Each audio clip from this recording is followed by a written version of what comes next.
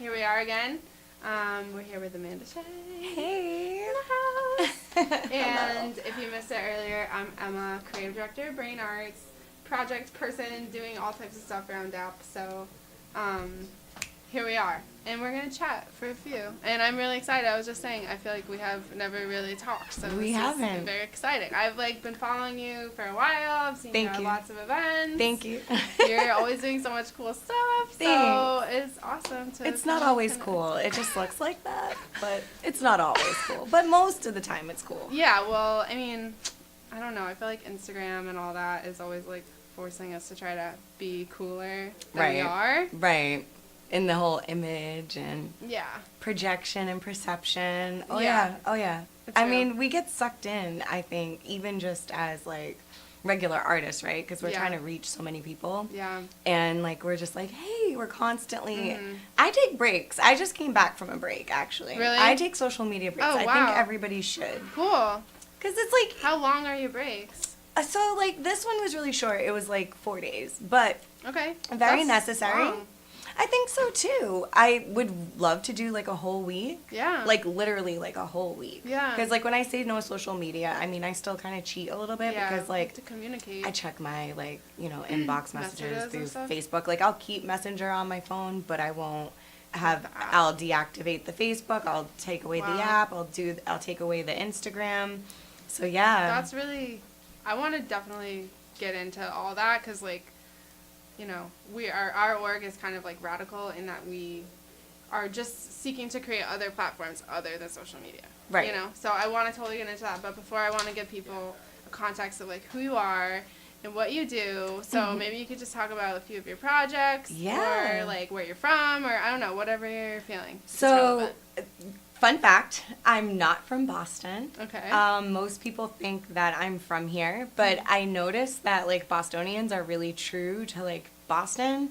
So if you do not go to a middle school, high school here, it don't count. So college does not count. So I only came here for college, and people are so where are you from? I'm well, I've been here for 13 years. And they're where'd you go to school? And I'm I went to college. And they're oh, so you're not from here. You're not from. Yeah. So I'm not from here. I came from Providence, Rhode Island. Cool. Very really just Rhode Island's different. I'm not going to say anything bad about Rhode Island, but it's just different. I loved Boston. I think what's kept me here is the art scene for so long.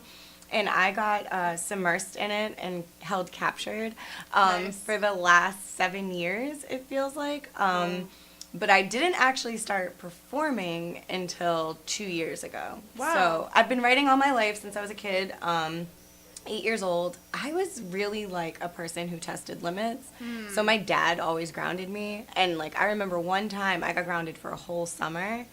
I ain't gonna say what I did, but I did some really bad things. Let's just say, if you're gonna smoke cigarettes, you really shouldn't be smoking them over a carpet, because it's a dead giveaway when the sparks fly. Oh my God. No! So my dad was what? So I was grounded for the entire summer, but it was the best summer low-key, because I wrote so much, and I would write over songs and instrumentals and things like that. So, actually, who inspired me the most to perform are local Boston artists out here. So Risha Green, Matt Gannum, Didi Delgado, Nava the Butterfly, just to name a few.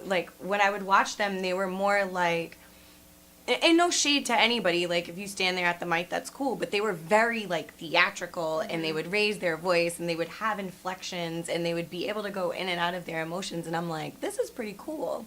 Definitely. I wonder if I did this, or I recited my writings, would it get this type of, reaction? And it's been blown up since then, and working with Anson Raps as his artist manager has definitely pushed me even more so into that. He's an incredible performer. He's amazing. Yeah. Anson's different because, I've never met somebody that was very multi-talented and very, honed into the skill. So, you could say, hey, I'm a artist, a rapper, a spoken word. I'm an artist all around, but I'm a spoken word artist, a rapper, a a musician, a painter, and I can draw, I can do video, I can edit.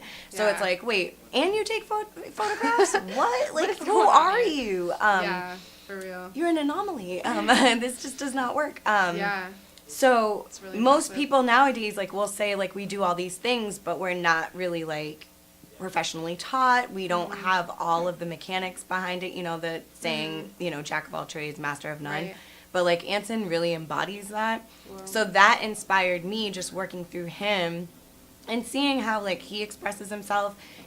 He can write, like, a couple bars, like, 16-bar verse in, like, 20 minutes if he's just in a closed space. And I'm like, that's awesome. Like, I take a lot of time with my pieces, and going on tour this year with Be Heard World, like, taught me something completely different with that, because I had 4 weeks to write 3 new poems that were at least 5 minutes long. Wow. And memorize them, which I've never done before in my life. That's a lot. So it was a lot. I was like, and they had to be personal. So they're talking about racism in America.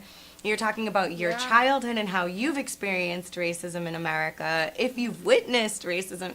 So I'm like, I have 4 weeks to delve into this. Yeah. So, like, I feel like it's really cool being in Boston because it brought all of these things, like, my way. It really, like, fosters art and, like, what's going on in the art scene and who's really, like, moving and doing, like, amazing creative things. And that could be in anything, digital marketing. It could be in styling, it could be in some makeup artists are phenomenal out here, photography, like there's so much talent out here, and I was just like, I have to be involved in some type of way, and like obviously working with Dorchester Arts Project has been tremendously amazing because you all provide space for artists like myself and Anson and Brandy Blaze and Leo Graphic, who I just came to their shows not too long ago. Brandy Blaze's show was amazing. Yeah, that was awesome. That was super awesome.